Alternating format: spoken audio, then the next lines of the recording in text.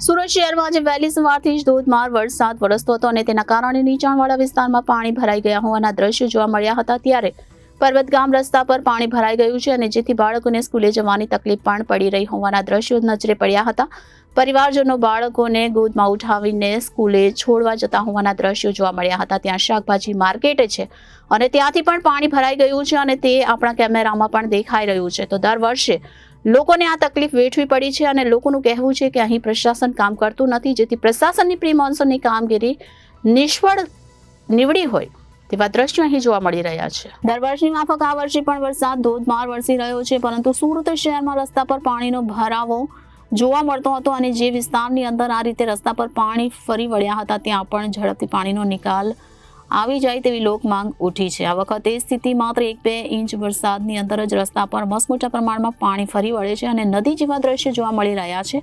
તેના પરથી એક વાત તો સ્પષ્ટ થઈ રહી છે કે જે રીતે પાણીનો નિકાલ થવો જોઈએ તે રીતે થઈ રહ્યો નથી। સામાન્ય રીતે પ્રી મોન્સૂન કામગીરી અંતર્ગત શહેરના માર્ગો પર વધુ પાણીનો ભરાવો ન થાય તે માટે નિકાલની વ્યવસ્થા અંગે સમીક્ષા કરી લેવામાં આવતી હોય છે, પરંતુ આ વખતે વહીવટી તંત્ર દ્વારા યોગ્ય કામગીરી ન થઈ હોય તેવું જણાઈ આવ્યું છે, કારણ કે પર્વતગામ ના રસ્તા પર પાણી ભરાઈ ગયું છે, જેથી સ્કૂલે જતા બાળકોને તકલીફ પડી રહી છે, જેથી તેમના પરિવારજનો તેમને ગોદમાં ઉઠાવીને સ્કૂલ છોડવા જતા હોય તેવા દ્રશ્યો પણ સામે આવી રહ્યા છે। ત્યાં શાકભાજી માર્કેટ છે અને ત્યાં પણ પાણી ભરાઈ ગયું છે, જે પણ કેમેરામાં કેદ થયેલા તમે જોઈ શકો છો અને દર વર્ષે લોકોને આ તકલીફ વેઠવી પડી છે, જેથી લોકોને એવું કહેવું છે કે અહીં પ્રશાસન કામ કરતું નથી અને પ્રશાસનની કામગીરી અહીં તદ્દન નિષ્ફળ જોવા મળી રહી છે।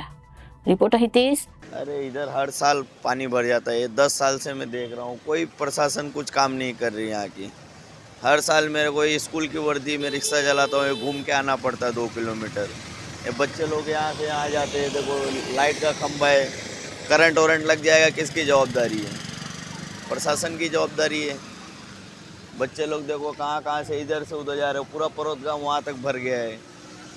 वो देखो वो साइड पूरा देखो कहाँ से लोग जा रहे हैं। पर्वत गांव में थोड़ा सा बारिश गिरता है, ये पर्वत गांव सब्जी मंडी के पास इतना पानी भरा जाता है, स्कूल के बच्चों को जाने में कितना दिक्कत है। लाइट के खंभे पकड़ के जा रहे हैं, कुछ खंभे का करंट बरन लग जाएगा, बच्चे क्या करेंगे?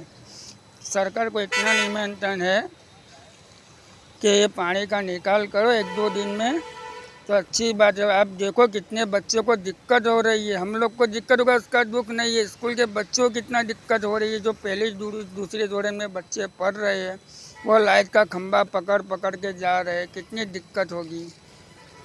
हर बरस पानी भर जाता है। अरे हर बरस पानी भर रहा है, बच्चे लोग को कितना दिक्कत है। 1-2 साल के बच्चे जो माँ गोद में बच्चे को लेके जा रहे, गिर भी जाएगी तो क्या करने का? सरकार को इतना निमंत्रण, पानी का निकाल करो, हम लोग को दिक्कत पड़ेगी उसका कोई दुख नहीं है, बच्चे लोग को कितना दिक्कत हो रहा है। आप देख रहे हो स्कूल के बच्चे लोग कैसे जा रहे हैं, माँ गोद में उचक के जा रही है, बच्चे लोग माँ का पैर में लिपट गया, पैर में फ्रैक्चर हो गया, उसका क्या करने का?